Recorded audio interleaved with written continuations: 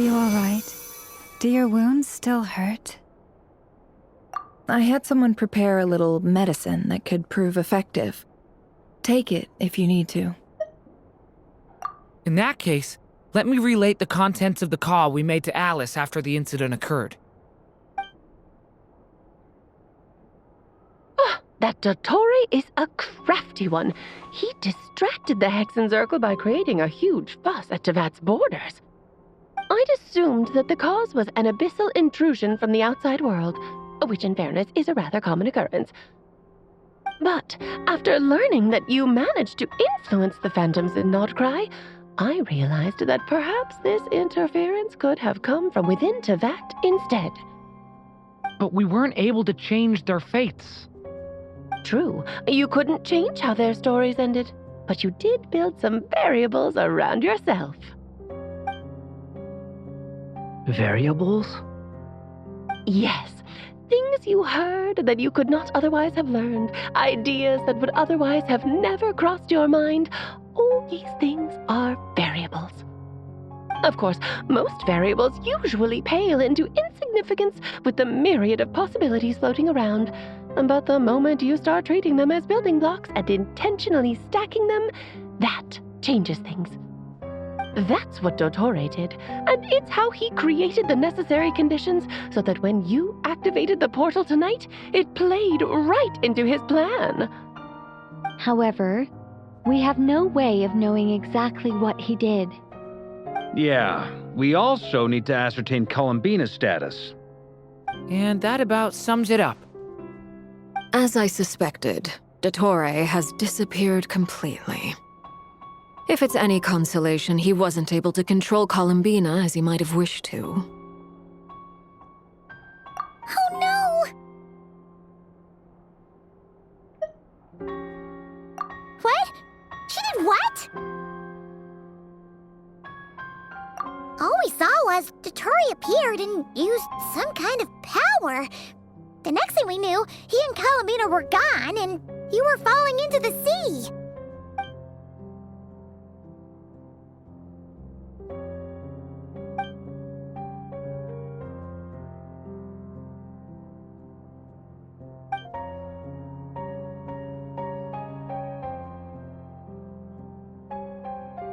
So, Columbina intentionally opened the moon gate and escaped into the same mysterious world as Rerir and Thalindis. Sounds like bad news.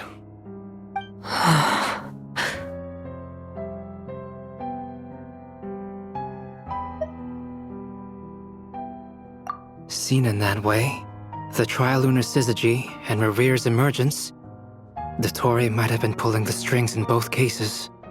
According to Miss Alice, he is attempting to transcend his destiny and finish an experiment that only a god might complete. An utter lunatic. Wait a sec, where's Hat Guy? Seems like he'd want to be here for this. He took off with the Dodo communication device after we spoke to Alice. He said he had a hunch that he wanted to investigate by himself. The look on his face was terrifying. I've never seen him like that before.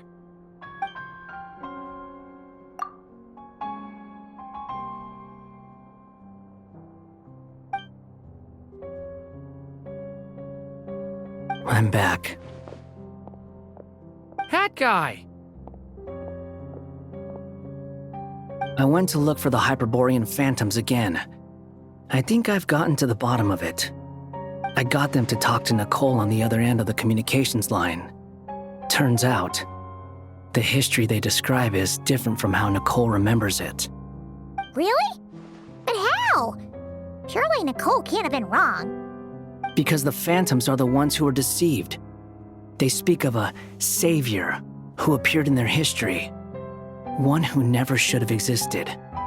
This savior promised to create a new moon within the false sky, and even bring back their moon goddesses. Foolishly, they believed in him, and told him everything he wanted to know about the moons.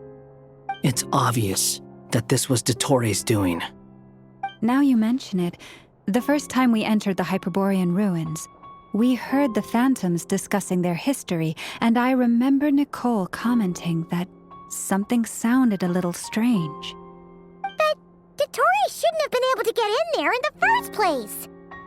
He didn't. Nicole said that this was an anomalous state triggered by disruptions in the causal connections between phantoms from the same era. The variables that Dottore put in place were substantial enough that they even affected phantoms that he never met. So it's not that their memories were unclear. They'd been tampered with. That's exactly the possibility Dottore was trying to manufacture. He turned these variables into knowledge and engineered the situation so all that knowledge would fall into his hands. Then, he harnessed that knowledge on Moon Prayer Night to truly create a false moon. How is that even possible? To be precise, he exploited a weakness in the way the spell works. The spell senses Kuvaki to detect the moon's location. So, as long as the false moon more strongly resembled the moon than the frost moon beyond the skies, the gate would teleport Columbina to the false moon's location. In other words, to Dottore's side. Once he had her under control, the teleportation spell remained active, and he manipulated her power to seize both moon marrows. At that moment, the moon marrows disappeared right before our eyes. It was already too late, even as we were leaving the ruins. By then, Dottore had already amassed the power of all 3 moons.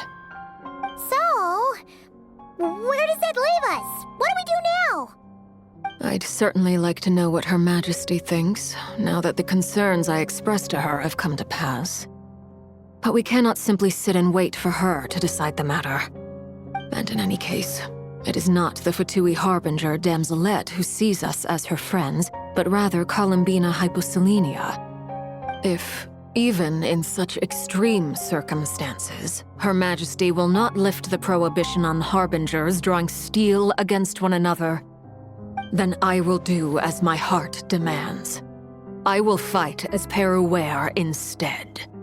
Oh, Arlecchino! Time is short, so I'll make the first move.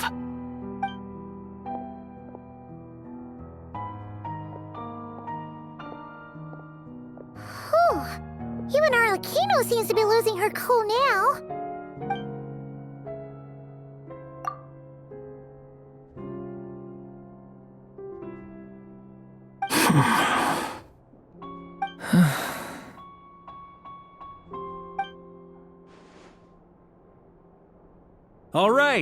All right.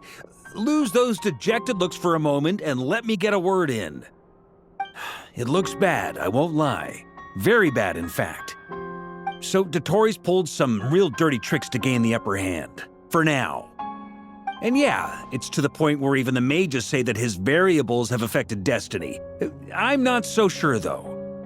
Many have told me that Tevat's destiny is fixed, and that does appear to be the case.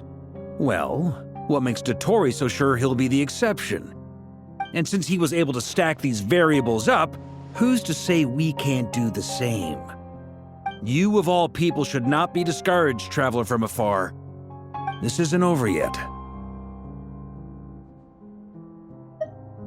And you're not alone in that. Everyone here does, whether they've spoken thus far or not. But none of us are the type to sit back and wait for the sun to shine again. That's exactly how a knight should roll. If they knock you down, you get back up and get back in it. Don't forget, Honorary Knight, you're a legitimate member of Mondstadt too. Mark is right. This is far from over. Dottore's already way overdue a butt-kicking given his past shenanigans. And after this, he's earned himself a double dose. That's what I'm talking about. How's everyone else feeling? I'll use Kuvaki to investigate Columbina's whereabouts. I am not ready to give up either. Leave the intel gathering to me. Whatever happens within Nodcry's borders, when the Curatorium of Secrets wants to be in the know, we always find a way. Anno and I will do all we can to support you. We will attempt to reverse engineer Dottore's actions and seek a breakthrough that way. Alice and Nicole are busy dealing with an emergency at Tevat's borders, so they can't return just yet. But they're both very angry about this. They've asked Albedo and me to act on the Hexen Circle's behalf and do everything in our power to fight back against Dottore. Are you ready then? We're going to have to conduct a lot of research, even in the early stages. I'll do my best.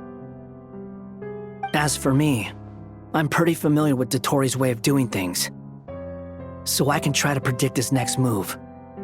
I'll help with your investigation. Nice! Looks like we have our basic division of labor. I'll get in touch with Flints and Itlua, get them to have a chat with their Starshiner. It couldn't hurt to bring the Lightkeepers on board as well. At the same time, I'll pass on instructions to the Knights present in Nodcry to assist the Lightkeepers and other organizations in ensuring the safety of those living here. Yeah! We'll show him!